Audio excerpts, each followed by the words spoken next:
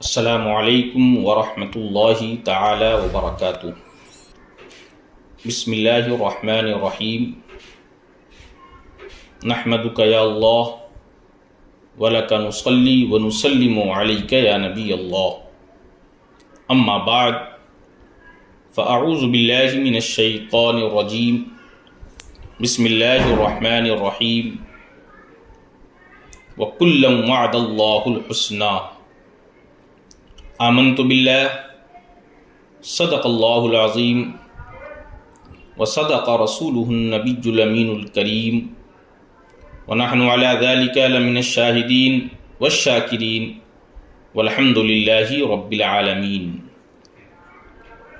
درود پاک پڑھیں۔ اللہم صلی علی سیدنا و مولانا محمد معدن الجود والکرم، والہ بارک وسلم صلاۃ وسلاما علیک یا رسول اللہ صلی اللہ تعالی علیہ وسلم۔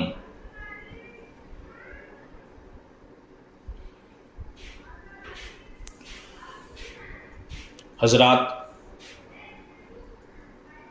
آج پوری دنیا کے لوگ اپنے اپنے طور پر خلیفہ اول، اصدق الصادقین، سید المتقین، خلیفۃ المسلمین، امام المتقین حضرت سیدنا ابو بکر صدیق رضی اللہ تعالی عنہ کی بارگاہ میں اپنے عقیدت اور محبت کا خراج پیش کر کے اپنی غلامی کا ثبوت فراہم کر رہی ہے۔ حضرت سیدنا صدیق اکبر رضی اللہ تعالی عنہ کو اللہ نے بے شمار خوبیوں سے نوازا تھا۔ میرے اعلیٰ حضرت امام اہل سنت امام احمد رضا خان فاضل بریلوی علیہ الرحمۃ والرضوان یوں عرض گزار ہیں: سایہ مصطفیٰ مایہ اصطفیٰ، عز و ناز خلافت پہ لاکھوں سلام۔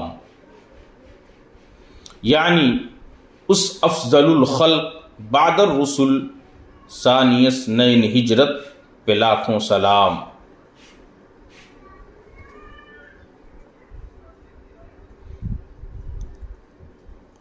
اصدق الصادقین، سید المتقین، چشم گوش وزارت پہ لاکھوں سلام۔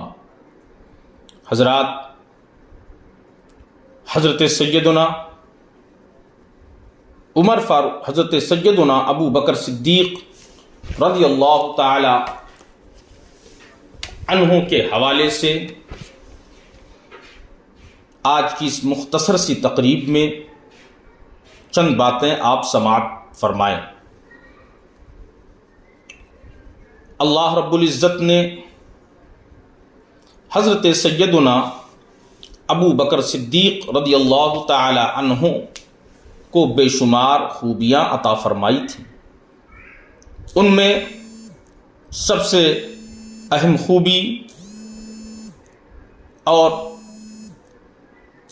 سب سے اہم فضیلت جو آپ کو حاصل ہے وہ یہ ہے کہ مردوں میں سب سے پہلے ایمان لانے کا شرف آپ ہی کو حاصل ہوا ہے۔ اس سلسلے میں حضرت سیدنا حسان ابن ثابت رضی اللہ تعالی عنہ نے آپ کے حوالے سے عربی کے کچھ اشعار کہے تھے، میں آپ کے سامنے وہ شعر پیش کرتا ہوں۔ حضرت سیدنا حسان ابن ثابت یوں عرض گزار ہیں: اذا تذکرت شجوا من اخی ثقۃ فاذکر اخاک ابا بکر بما فعل، خیر البریۃ اتقاها وافضلها بعد النبی واوفاها بما حمل، والثانی التالی المحمود مشهده واول الناس منهم صدق الرسول۔ حضرت سیدنا حسان ابن ثابت کے اس شعر کا مطلب یہ ہوا کہ جب تم اپنے قابل اعتماد بھائی کے حزن و ملال کو یاد کرنا چاہو تو اپنے بھائی ابو بکر کو یاد کرو، ان تکالیف کے باعث جو انہوں نے برداشت کی۔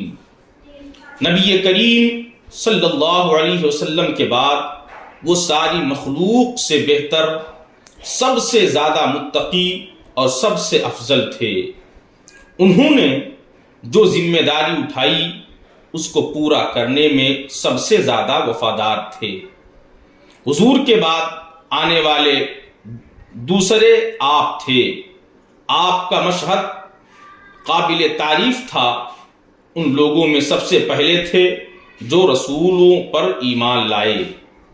حضرت حسان ابن ثابت نے حضرت سیدنا صدیق اکبر رضی اللہ تعالی عنہ کے حوالے سے یہ شعر نبی پاک صلی اللہ علیہ وسلم کی خدمت میں بھی پیش کیا۔ میرے نبی نے اس شعر پر ان کی حوصلہ افزائی بھی فرمائی اور اس کے ساتھ ساتھ یہ ثابت بھی کیا کہ یقیناً سب سے پہلے ایمان لانے کا شرف حضرت ابو بکر صدیق کو حاصل ہوا۔ حضرات، حضرت ابو بکر صدیق رضی اللہ تعالی عنہ کے حوالے سے اگر ہم نبی پاک صلی اللہ علیہ وسلم کے اقوال آپ کے سامنے رکھیں تو متعدد اقوال میرے نبی کے ایسے ہیں جن سے حضرت سیدنا ابو بکر صدیق رضی اللہ تعالی عنہ کی فضیلت ثابت ہوتی ہے۔ ایک موقع پر میرے نبی نے ارشاد فرمایا، ما نفعنی مال احد قط ما نفعنی مال ابی بکر، کسی کے مال سے مجھ کو اتنا فائدہ نہ پہنچا جتنا فائدہ ابو بکر کے مال نے پہنچایا۔ حضرات، اس جملے سے بہت ساری باتیں معلوم ہوتی ہیں۔ میرے نبی نے صاف لفظوں میں ارشاد فرمایا کہ حضرت سیدنا ابو بکر صدیق رضی اللہ تعالی عنہ کے مال نے جتنا فائدہ مجھے پہنچایا ہے اتنا فائدہ کسی کے مال نے نہیں پہنچایا۔ دوسری حدیث میں میرے نبی ارشاد فرماتے ہیں، حضرت ابو بکر صدیق رضی اللہ تعالی عنہ کو مخاطب کر کے ہوئے، یا ابا بکر انت صاحبی فی الغار وصاحبی علی الحوض، اے ابو بکر آپ غار میں بھی میرے ساتھی ہو اور حوض کوثر پر بھی میرے ساتھی ہو۔ حضرات، آپ اندازہ فرمائیں میرے نبی صلی اللہ علیہ وسلم حضرت ابو بکر صدیق رضی اللہ تعالی عنہ سے کس طرح محبت کا اظہار فرما رہے ہیں۔ ایک اور موقع پر میرے نبی نے حضرت سیدنا ابو بکر صدیق کے حوالے سے ارشاد فرمایا، اما انک یا ابا بکر اول من يدخل الجنت من امتی، اے ابو بکر سن لو میری امت میں سب سے پہلے تم جنت میں داخل ہوگے۔ سبحان اللہ، سبحان اللہ، یہ کیسی پیاری بات میرے آقا نے حضرت سیدنا ابو بکر صدیق رضی اللہ تعالی عنہ کے حوالے سے ارشاد فرمائی۔ میرے نبی نے کیا ارشاد فرمایا؟ میرے نبی نے ارشاد فرمایا، اے ابو بکر جنت میں سب سے پہلے تم داخل ہوگے۔ سبحان اللہ۔ اب اس جملے سے جہاں بہت ساری چیزیں ثابت ہوتی ہیں وہیں پر ایک چیز یہ بھی ثابت ہوتی ہے کہ اللہ نے اپنے محبوب کو غیب کی خبر کا علم، غیب کی باتیں اپنے محبوب کو سکھائی تھیں۔ میرے آقا نے یوں ارشاد فرما دیا، اے ابو بکر جنت میں تم داخل ہوگے۔ اسی لیے تو اعلیٰ حضرت امام اہل سنت امام احمد رضا خان فاضل بریلوی علیہ الرحمت و رضوان نے عرض کیا، یا رسول اللہ اور کوئی غیب کیا تم سے نیہا ہو بھلا، جب نہ خدا ہی چھپا تم پہ کروڑوں درود۔ حضرت سیدنا ابو بکر صدیق رضی اللہ تعالی عنہ کے حوالے سے ایک موقع پر میرے نبی نے یوں ارشاد فرمایا، حب ابی بکر وشکرہ واجب علی کل امتی، ابو بکر سے محبت اور ان کا شکریہ ادا کرنا میری امت پر واجب ہے۔ حضرات، اب آپ اندازہ لگائیں، ابو بکر سے محبت کا حکم میرے نبی ارشاد فرما رہے ہیں، میرے نبی حکم دے رہے ہیں، اے میری امت کے لوگوں، تمہارے اوپر یہ واجب ہے کہ تم ابو بکر سے محبت کرو اور ابو بکر کا شکریہ ادا کرو۔ ایک موقع پر میرے نبی نے ارشاد فرمایا، ابو بکر خیر الناس الا ان یکون نبیا، ابو بکر صدیق تمام لوگوں میں بہتر ہیں سوائے اس کے کہ وہ نبی نہیں ہیں۔ نبوت کے علاوہ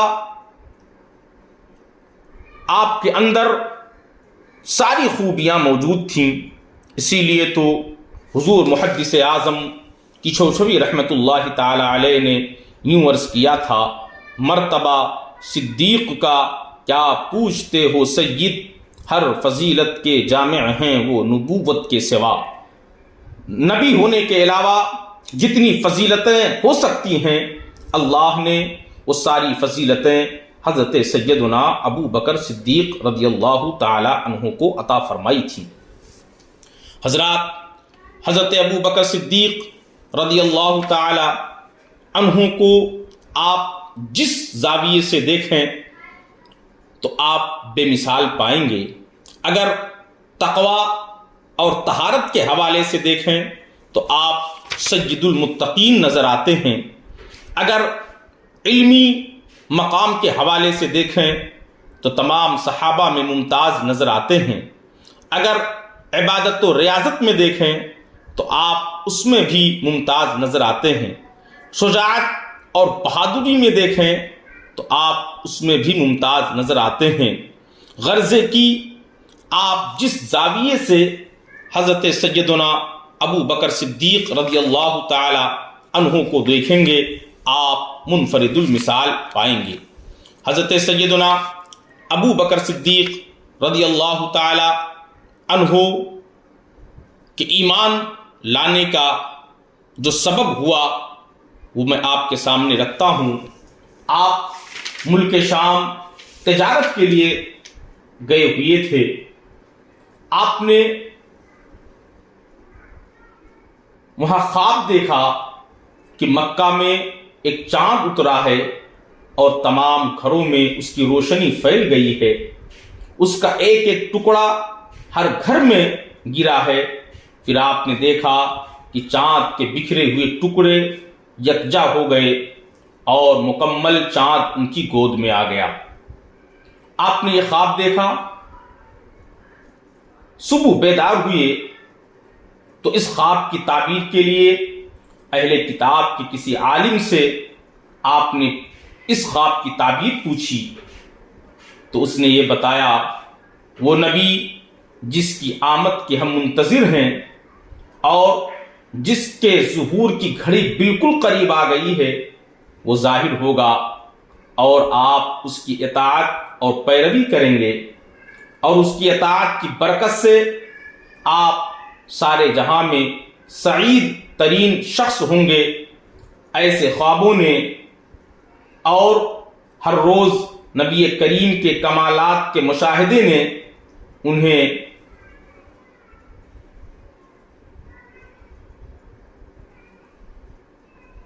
اس جانب متوجہ کیا جس کا سارے عالم کو انتظار تھا۔ علماء کتاب جس کی آمد کا برملا اعلان کرتے رہتے تھے، مختلف سفروں کے درمیان آپ نے حضور سے ایسی علامات دیکھی تھیں جو حضور کی عظمت اور رفعت اور درخشاں مستقبل کی پیشن گوئی کر رہی تھی۔ گویا رحمت خداوندی نے اپنے محبوب کی رفاقت کے لیے ابو بکر کو چن لیا تھا اور ذہنی طور پر ان کو یوں تیار کر لیا تھا، ادھر نور نبوت چمکے، ادھر یہ اس کے اجالے کو عام کرنے کے لیے اپنی ساری توانائیاں پیش کر دیں، ادھر دعوت حق کا اعلان ہو، ادھر لبیک اللہم لبیک کی صدائیں اس کے استقبال کے لیے ان کے دل کی گہرائیوں سے بلند ہونے لگیں۔ چنانچہ حضور علیہ السلام نے جب آپ نے خواب کی یہ تعبیر اہل کتاب سے سنی، آپ واپس آئے، نبی پاک صلی اللہ علیہ وسلم کے قدموں میں آئے اور آپ نے نبی پاک صلی اللہ علیہ وسلم سے کچھ نشانیاں طلب کی۔ میرے نبی نے ارشاد فرمایا، اے ابو بکر، کیا یہ کافی نہیں ہے؟ رات میں جو خواب تم نے دیکھا اور اس خواب کی تعبیر تم نے اہل کتاب سے پوچھی، کیا یہ بات کافی نہیں ہے؟ جب حضرت سیدنا ابو بکر صدیق رضی اللہ تعالی عنہ نے یہ جملہ سنا، فوراً آپ مصطفیٰ جان رحمت سرور کائنات صلی اللہ علیہ وسلم کے ہاتھ پر دولت ایمان سے مشرف ہو جاتے ہیں۔ اور جب آپ ایمان لائے تو میرے نبی نے خود ارشاد فرمایا، ما دعوت احدا الى الاسلام الا كانت عنده قبوة وتردد ونظر الا ابا بکر ما عکم عنه حين ذکرته له ولا تردد۔ میرے نبی ارشاد فرماتے ہیں، میں نے جس کو بھی اسلام قبول کرنے کی دعوت دی تو اس کا پاؤں پھسلا اور وہ تشویش میں مبتلا ہوا اور غور و فکر کرنے لگا، سوائے ابو بکر کے۔ ابو بکر نے نہ تو تردد کیا اور نہ ہی کسی طرح شک اور شبہ ظاہر کیا۔ حضرت سیدنا ابو بکر صدیق رضی اللہ تعالی عنہ اس طرح ایمان کی دولت سے مشرف ہوتے ہیں۔ حضرت سیدنا ابو بکر صدیق رضی اللہ تعالی عنہ کے حوالے سے اگر میں آپ کے سامنے گفتگو کروں تو بہت لمبی گفتگو ہو جائے گی۔ میں چند باتیں آپ کے سامنے اور رکھنے کی سعادت حاصل کر رہا ہوں۔ حضرت سیدنا ابو بکر صدیق رضی اللہ تعالی عنہ نے ایمان لانے کے بعد ہر قدم پر مصطفیٰ جان رحمت سرور کائنات صلی اللہ تعالی علیہ وسلم کے لیے اپنے جان و مال کی قربانی پیش فرمائی ہے۔ حضرت سیدنا ابو بکر صدیق رضی اللہ تعالی عنہ، انسان آپ اندازہ کریں، انسان 3 چیزوں سے محبت کرتا ہے۔ نمبر 1 اپنی جان سے محبت کرتا ہے، نمبر 1 اپنے مال سے محبت کرتا ہے، اور نمبر 3 اپنی اولاد سے محبت کرتا ہے۔ جب ہم ان تینوں چیزوں کو اپنے نگاہوں کے سامنے رکھتے ہیں اور حضرت سیدنا ابو بکر صدیق رضی اللہ تعالی عنہ کی زندگی کا مطالعہ کرتے ہیں تو ہم یہ جملہ کہنے پر حق بجانب ہیں، حضرت سیدنا ابو بکر صدیق رضی اللہ عنہ نے نبی پاک کے لیے اپنی جان کا بھی نذرانہ پیش کیا ہے، اپنے مال کا بھی نذرانہ پیش کیا ہے، اور اپنی اولاد کا بھی نذرانہ پیش کیا ہے۔ اسی بنیاد پر استاذ زمن علامہ حسن رضا خان بریلوی نے یوں عرض کیا ہے، لٹایا راہ حق میں گھر کئی بار اس محبت سے کہ لٹ لٹ کر گھر بن گیا صدیق اکبر کا۔ حضرت سیدنا صدیق اکبر رضی اللہ تعالی عنہ کا یہ مقام اور مرتبہ ہے۔ آپ پہلے خلیفہ ہیں، خلیفہ اول ہیں، لیکن خلیفہ اول ہونے کے بعد اللہ رب العزت نے کس طور سے آپ کے اندر وہ خوبیاں عطا فرمائی تھیں کہ آپ کس لحاظ سے خلیفہ بننے کے بعد آپ نے کس لحاظ سے بردباری اور کس لحاظ سے تواضع اور انکساری کا معاملہ فرمایا ہے۔ آپ کو یاد ہوگا مدینہ شریف کے اطراف میں ایک بڑھیا رہتی تھی جو آنکھوں سے معذور تھی، جس کا اپنا کوئی نہ تھا۔ حضرت عمر فاروق اعظم رضی اللہ عنہ ہر روز رات کو اس بڑھیا کے گھر آتے اور اس کا پانی بھر دیتے، اور بھی جو کچھ اس کا کام ہوتا حضرت سیدنا عمر فاروق اعظم رضی اللہ تعالی عنہ اس کو کر کے چلے جاتے۔ ایک دن حضرت سیدنا عمر فاروق اعظم رضی اللہ تعالی عنہ اس بڑھیا کے گھر آئے تو کیا دیکھتے ہیں اس کا سارا کام کوئی دوسرا شخص کر گیا ہے۔ دوسرے دن آئے تو بھی وہی دیکھا کہ اس بڑھیا کا سارا کام پہلے ہی کوئی شخص کر کے چلا گیا۔ اسی طرح حضرت عمر ہر روز اس کی خدمت کے لیے آتے تو آپ دیکھتے کہ اس بڑھیا کا کام کوئی دوسرا شخص کر کے چلا گیا۔ آپ حیران ہو گئے کہ یہ کون ہے جو مجھ سے پہلے یہاں پہنچ کر اس بڑھیا کا کام کر دیتا ہے۔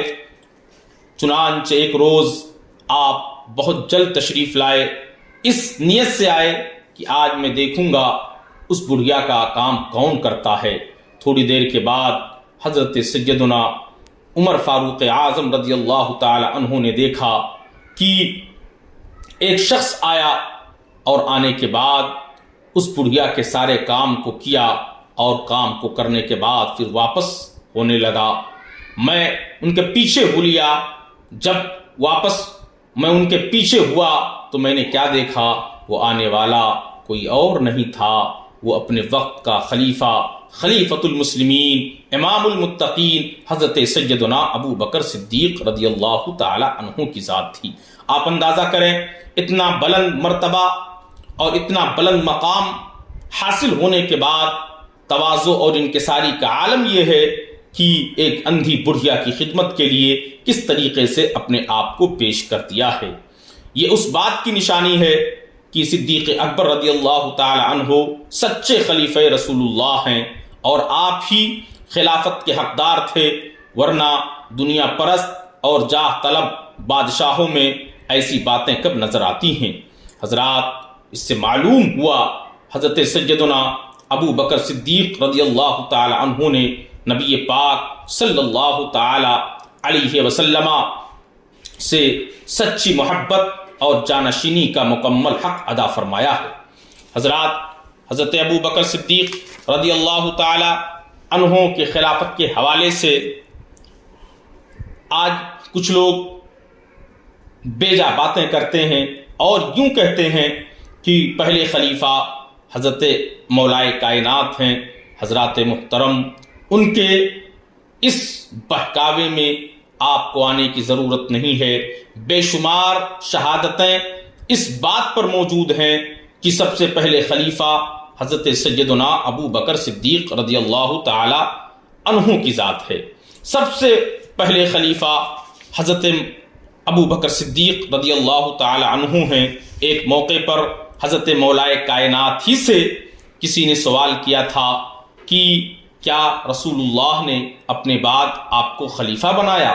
تو حضرت مولائے کائنات یوں کہتے ہیں، اگر کوئی شخص یہ کہے گا مولائے کہ نبی پاک صلی اللہ علیہ وسلم نے اپنے بعد مجھے خلیفہ بنایا ہے تو میں اس کو 80 کوڑے لگاؤں گا۔ میرے نبی نے سب سے پہلے خلیفہ حضرت ابو بکر صدیق کو بنایا۔ یہ کون کہہ رہا ہے؟ یہ خود مولائے کائنات حضرت علی شیر خدا رضی اللہ تعالی عنہ یہ جملہ کہہ رہے ہیں کہ سب سے پہلے خلیفہ اور مصطفیٰ جان رحمت صلی اللہ علیہ وسلم کے جانشین حضرت سیدنا ابو بکر صدیق رضی اللہ تعالی عنہ ہیں۔ حضرات، آپ اندازہ کریں حضرت ابو بکر صدیق رضی اللہ تعالی عنہ کے حوالے سے حضرت مولائے کائنات رضی اللہ تعالی عنہ کس طرح جملہ ارشاد فرما رہے ہیں۔ اور اگر میں اس موقع پر حضرت ابو بکر صدیق اور حضرت مولائے کائنات کے درمیان جو محبت تھی اس محبت کا تذکرہ کر دوں تو بے جانا ہوگا۔ نزہۃ المجالس کے حوالے سے میں ایک بات آپ کے سامنے رکھتا ہوں۔ ایک دن حضرت سیدنا ابو بکر صدیق رضی اللہ تعالی عنہ حضرت مولائے کائنات مولا علی شیر خدا رضی اللہ تعالی عنہ کی طرف دیکھ کر مسکرائے۔ مولا علی رضی اللہ عنہ نے پوچھا، اے ابو بکر، آپ مجھے دیکھ کر مسکرا کیوں رہے ہیں؟ صدیق اکبر نے فرمایا، اے علی مبارک ہو، مجھ سے حضور نے فرمایا تھا کہ جب تک علی کسی کو پل صراط سے گزرنے کی چٹھی نہ دے گا تب تک وہ پل صراط سے گزر نہ سکے گا۔ یعنی پلسرات سے وہی شخص گزرے گا جس کو مولا کائنات چٹھی دیں گے، اور جس کو چٹھی نہیں دیں گے وہ شخص پلسرات سے گزر نہیں سکتا۔ جب یہ بات حضرت علی رضی اللہ تعالی عنہ نے سنا تو حضرت علی بھی مسکرا پڑے۔ جب حضرت علی مسکرائے تو حضرت ابو بکر صدیق رضی اللہ تعالی عنہ نے کہا، اے علی آپ بتائیں اب آپ کیوں مسکرا رہے ہیں؟ تو حضرت علی کا پیارا جملہ سنیے۔ حضرت علی نے فرمایا، اے خلیفۃ المسلمین آپ کو بھی مبارک ہو، مجھ سے حضور نے فرمایا، اے علی تم اس شخص کو پلسرات کی راہداری ہرگز نہ دینا جس کے دل میں ابو بکر کی عداوت ہوگی، بلکہ اسی کو دینا جو ابو بکر کا محب ہوگا۔ سبحان اللہ سبحان اللہ، یہ کون جملہ کہہ رہا ہے؟ یہ حضرت مولا کائنات علی شیر خدا رضی اللہ تعالی عنہ کہہ رہے ہیں کہ جس کے دل میں حضرت سیدنا ابو بکر صدیق رضی اللہ تعالی عنہ کی محبت ہوگی میں اسی کو چٹھی دوں گا، اور جس کے دل میں حضرت ابو بکر سے عداوت ہوگی میں اس کو ہرگز چٹھی نہیں دے سکتا۔ اب جو لوگ حضرت سیدنا ابو بکر صدیق رضی اللہ تعالی عنہ سے عداوت رکھتے ہیں اور مولا کائنات حضرت شیر خدا رضی اللہ تعالی عنہ کو خلیفہ اول ماننے کے لیے اپنے سر سے لے کر پاؤں تک پوری قوت لگا دیتے ہیں، وہ خود حضرت مولا کائنات کے اس جملے سے سبق حاصل کریں اور اپنے نظریات کو بدلیں کہ حضرت مولا کائنات رضی اللہ تعالی عنہ نے خود فرمایا ہے میں اسی کو چٹھی دوں گا، اور پلسرات سے وہی گزرے گا جس کے دل میں ابو بکر صدیق کی محبت ہوگی۔ حضرات محترم، ایک طرف حضرت مولا کائنات کا وہ جملہ جس نے یہ کہا کہ مصطفیٰ نے مجھے پہلا خلیفہ بنایا ہے میں اسے 80 کوڑے ماروں گا، اور دوسرا یہ جملہ میں اسی کو چٹھی دوں گا جس کے دل میں ابو بکر کی محبت ہوگی، یہ دونوں باتیں اس بات کی ضمانت دے رہی ہیں اور اس بات کی گواہی دے رہی ہیں کہ یقیناً حضرت مولا کائنات کے دل میں ابو بکر صدیق رضی اللہ تعالی عنہ کی کتنی محبت تھی، اور حضرت ابو بکر صدیق رضی اللہ تعالی عنہ کے دل میں حضرت مولا کائنات کی کتنی محبت تھی۔ حضرات محترم، بات آ گئی ہے حضرت سیدنا ابو بکر صدیق رضی اللہ تعالی عنہ کے مخالفین کے حوالے سے، تو سن لیجئے ایک موقع پر میرے نبی نے حضرت سیدنا ابو بکر صدیق رضی اللہ تعالی عنہ کے حوالے سے ارشاد فرمایا تھا، والذی بعثنی بالحق نبیا لا يدخل الجنۃ مبغضک ولو کان له عمل 70 نبیا۔ اے ابو بکر، مجھے اس ذات کی قسم جس نے مجھے نبی برحق بنا کر بھیجا، تم سے بغض رکھنے والا ہرگز جنت میں داخل نہ ہوگا اگرچہ اس کے عمل 70 نبیوں کے برابر ہوں۔ اللہ اکبر، یہ کون کہہ رہا ہے؟ یہ میرے مصطفیٰ جان رحمت سرور کائنات فخر موجودات علیہ التحیۃ والثناء ارشاد فرما رہے ہیں، اے ابو بکر، جو تم سے بغض رکھتا ہے، جو تم سے عداوت رکھتا ہے، وہ شخص ہرگز جنت میں داخل نہیں ہو سکتا اگرچہ اس کے عمل 70 نبیوں کے برابر ہو جائیں۔ حضرات محترم، اس سے یہ پتہ چلا صرف عمل کر لینا، نماز پڑھ لینا، روزہ رکھ لینا اور اعمال کر لینا یہ جنت میں جانے کا سبب نہیں بن سکتے۔ جنت میں جانے کے اسباب بہت سارے ہیں، ان میں سے یہ ہے سب سے پہلے ایمان لا کر اور ایمان کے تقاضوں کو پورا کیا جائے، اس کے بعد اعمال صالحہ کے ذریعے جنت کو حاصل کیا جا سکتا ہے۔ میرے نبی نے صاف لفظوں میں ارشاد فرما دیا، اے ابو بکر، جو تمہارا دشمن ہوگا وہ شخص جنت میں داخل نہیں ہو سکتا ہے۔ حضرات، ابو بکر کے دشمن کی بات آ گئی تو سنیے، ایک موقع پر صحابہ کرام رضوان اللہ تعالی علیہم اجمعین کے ساتھ نبی رحمت صلی اللہ علیہ وسلم اپنی مسجد میں رونق افروز تھے۔ ایک منافق جو بظاہر اپنے آپ مسلمان کہتا تھا، وہ آیا اس حالت میں کہ اس کی پڈلیوں سے خون بہ رہا تھا، حضور نے پوچھا یہ کیا ہوا؟ اس نے بتایا کہ فلاں محلے کی فلاں گلی سے گزر رہا تھا، وہاں ایک کتیا نے مجھے کاٹ لیا ہے۔ تھوڑی دیر کے بعد ایک اور منافق آیا، اس کی پڈلیوں سے بھی خون بہ رہا تھا، اس نے بھی یہی بتایا کہ اس کتیا نے مجھے بھی کاٹ لیا ہے۔ حضور سرور کائنات نے صحابہ کرام رضوان اللہ تعالی علیہم اجمعین سے فرمایا چلو اس کتیا کو دیکھیں، ممکن ہے کہ وہ پاگل ہو گئی ہو، وہ دیوانی ہو گئی ہو۔ چنانچہ حضور نبی رحمت صلی اللہ تعالی علیہ وسلم صحابہ کرام کے ساتھ وہاں پہنچے تو اس کتیا نے حضور کو دیکھتے ہی آپ کے قدموں پر لوٹنا شروع کر دیا، اور جب حضور نے اس سے پوچھا کہ تو نے ان دونوں کو کیوں کاٹا تو وہ بزبان فصیح بولی یا رسول اللہ یہ دونوں منافق ہیں، یہ دونوں آپ کے یار غار حضرت ابو بکر صدیق رضی اللہ تعالی عنہ اور حضرت عمر فاروق اعظم رضی اللہ تعالی عنہ کو گالیاں دے رہے تھے، مجھے غصہ آیا تو میں نے انہیں کاٹ کھایا۔ حضور صلی اللہ علیہ وسلم نے پھر ان دونوں آدمیوں سے پوچھا تو انہوں نے اقرار کیا اور توبہ کیا۔ حضرات اب آپ اندازہ لگائیں، صدیق اکبر کو جو گالیاں دیتا ہے اس سے تو جانور بھی اچھے ہیں، اور یہ بھی معلوم ہوا صحابہ کرام کو گالیاں دینے سے کتے بھی عداوت رکھتے ہیں، پھر جو دشمنان صحابہ سے دوستی رکھے اور دشمنان صحابہ سے اپنے تعلقات کو قائم کرے وہ کیسا انسان ہو سکتا ہے۔ اس واقعے سے آپ اندازہ لگا سکتے ہیں کہ ابو بکر صدیق رضی اللہ تعالی عنہ کے دشمن کو ایک کتیا بھی پہچانتی ہے، اور وہ کتیا بھی یہ عمل کر کے دنیا والوں کو بتا رہی ہے کہ اے دنیا کے لوگوں، یقیناً جو ابو بکر کا گستاخ ہے اس کو زمین پر رہنے کا کوئی حق نہیں ہے۔ حضرات محترم آپ یاد رکھیں، حضرت سیدنا ابو بکر صدیق رضی اللہ تعالی عنہ کے دشمن جو ہیں وہ دنیا میں بھی خائب و خاسر ہوں گے، اور کل میدان محشر میں انہیں سخت عذاب میں مبتلا ہونا پڑے گا۔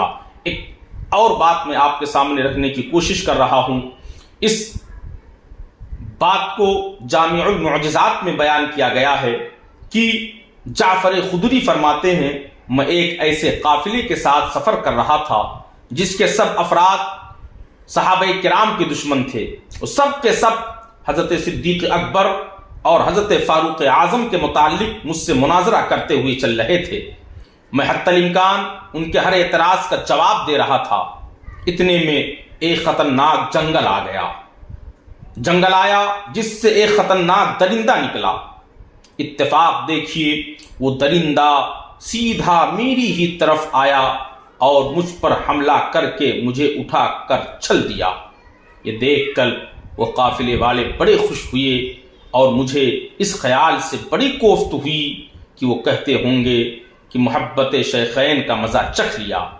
اس درندے نے مجھے اپنے بھوکے بچوں کے آگے لا کر ڈال دیا تاکہ وہ بچے کھا جائیں۔ اس وقت میرے منہ سے بے ساختہ نکلا اغثنی یا رسول اللہ بحرمت الشیخین، اغثنی یا رسول اللہ بحرمت الشیخین، اغثنی یا رسول اللہ بحرمت الشیخین۔ اب جو اس درندے کے بھوکے بچے میرے قریب آئے تو مجھے سونگھ کر سب کے سب پیچھے ہٹ گئے۔ یہ دیکھ کر درندہ خوفناک آواز میں بولا، میری سمجھ میں وہ کہہ رہا تھا کہ کھاتے کیوں نہیں، پیچھے کیوں ہٹ گئے، کھاتے کیوں نہیں، پیچھے کیوں ہٹ گئے، کھاتے کیوں نہیں، پیچھے کیوں ہٹ گئے۔ اس کے بچوں نے بزبان فصیح جواب دیا تھا، لقد جوعتنا 3 ایام ثم جئتنا بمن يحب اصحاب النبی صلی اللہ علیہ وسلم۔ تو نے ہمیں 3 دن کا بھوکھا رکھا اور آج اس شخص کو لے کر آئے ہو جو نبی پاک کے اصحاب سے محبت رکھتا ہے، بھلا ہم اسے کیسے کھا سکتے ہیں؟ حضرت جعفر خدری کہتے ہیں میں نے خود اس کا یہ جواب سنا اور میں مسرت میں اٹھا اور چل دیا، خدا کی قسم مجھے انہوں نے کچھ بھی ایذا نہ دی۔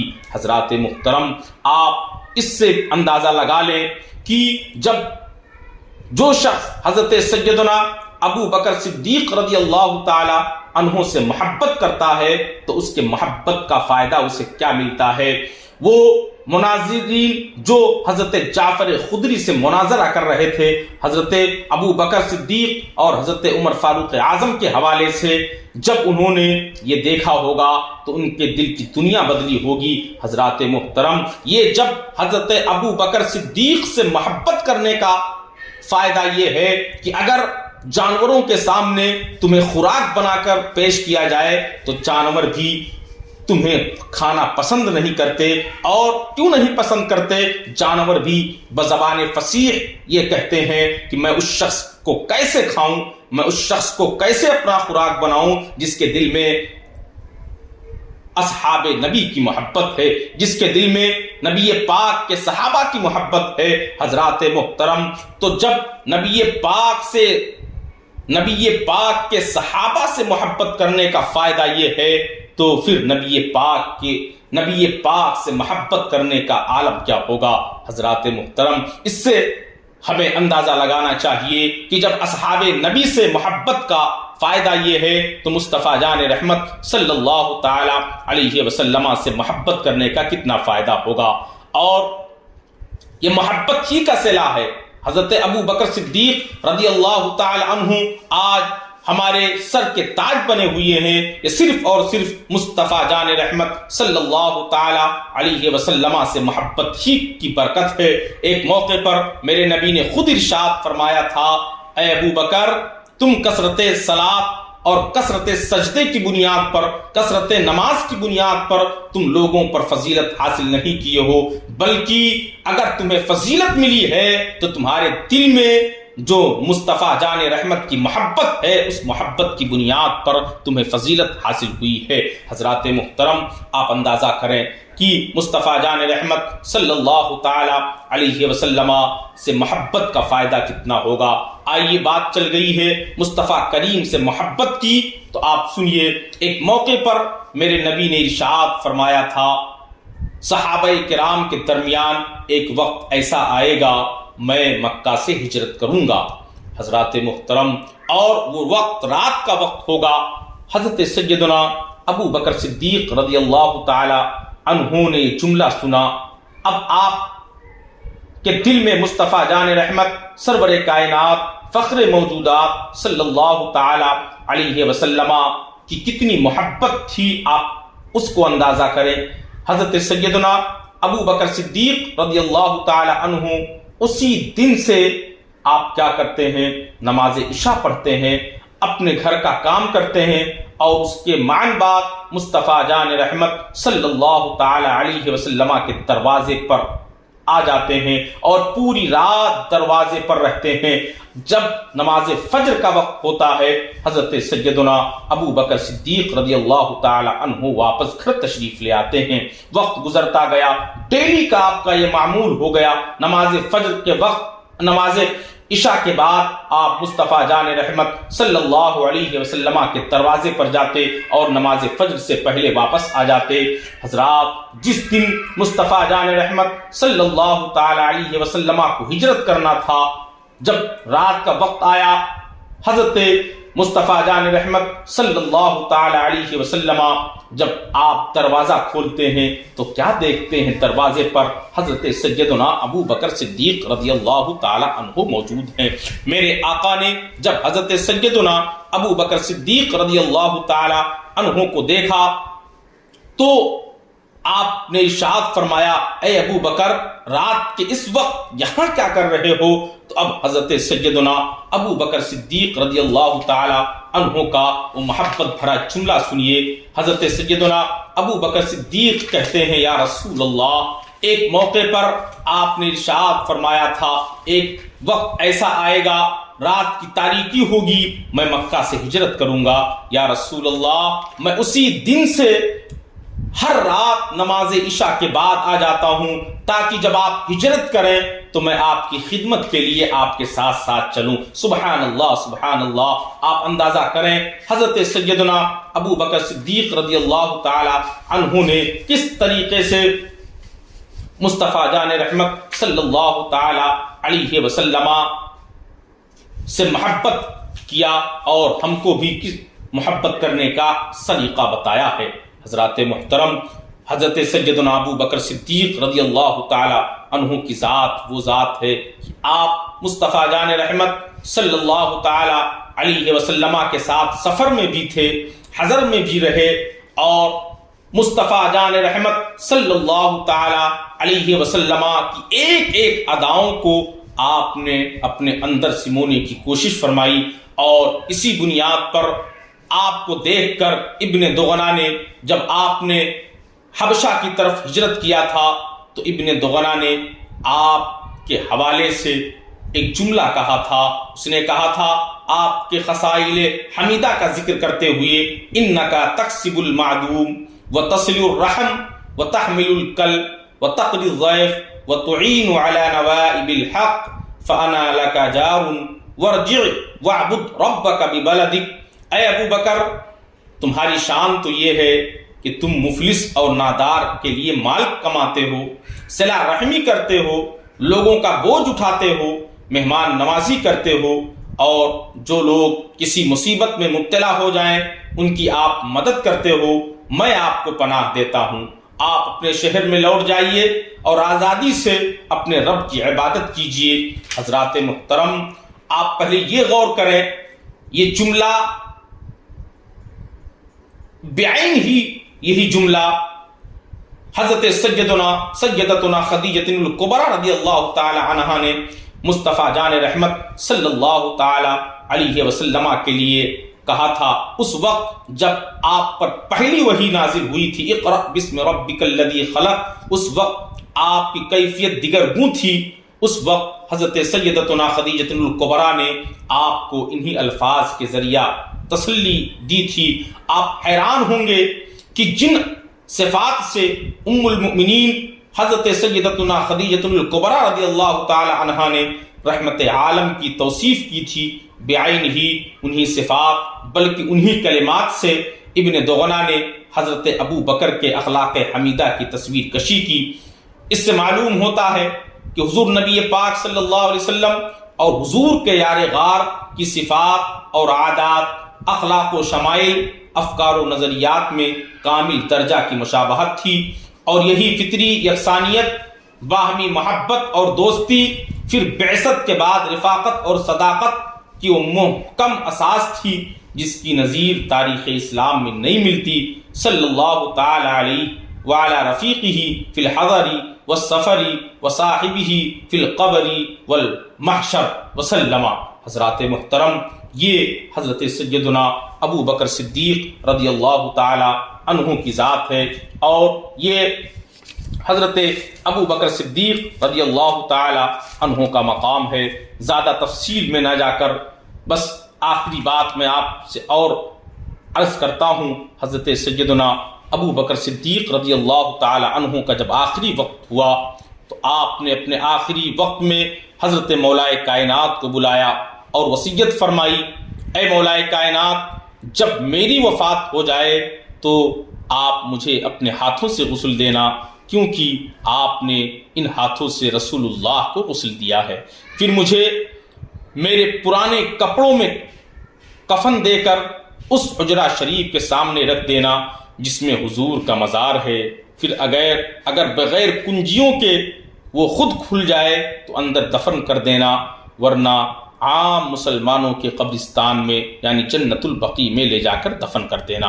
حضرات محترم، حضرت ابو بکر صدیق رضی اللہ تعالی عنہ کا وصال ہوتا ہے، اور وصال ہونے کے بعد حضرت مولائے کائنات رضی اللہ تعالی عنہ نے آپ کو غسل دیا، اور غسل دینے کے بعد آپ کو نبی پاک صلی اللہ علیہ وسلم کے مزار کے سامنے لا کر رکھ دیا اور عرض کیا، یا رسول اللہ، یہ ابو بکر آپ کے دروازے پر حاضر ہے، یہ ابو بکر آپ کے دروازے پر حاضر ہے، یہ ابو بکر آپ کے دروازے پر حاضر ہے۔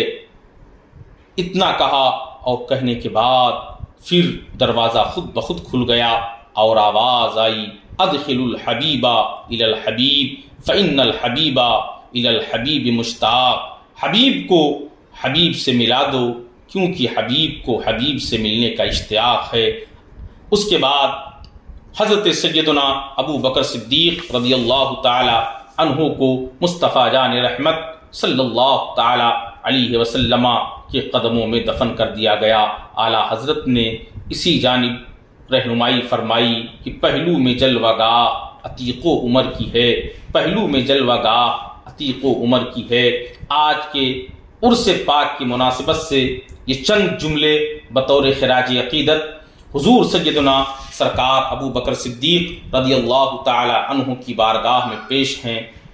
گر قبول افتد زہ عز و شرف، اللہ تعالی ہم سب کو فیضان حضور سیدنا صدیق اکبر سے مالا مال فرمائے اور ان کے فیضان سے ہمیں مالا مال کر کے ہمیں ان کے عشق کا ایک قطرہ عطا فرمائے، ان کے خصائل حمیدہ کا ایک قطرہ ہمیں عطا فرمائے اور ان کی زندگی پر ہمیں چلنے کی توفیق عطا فرمائے۔ السلام علیکم ورحمۃ اللہ وبرکاتہ۔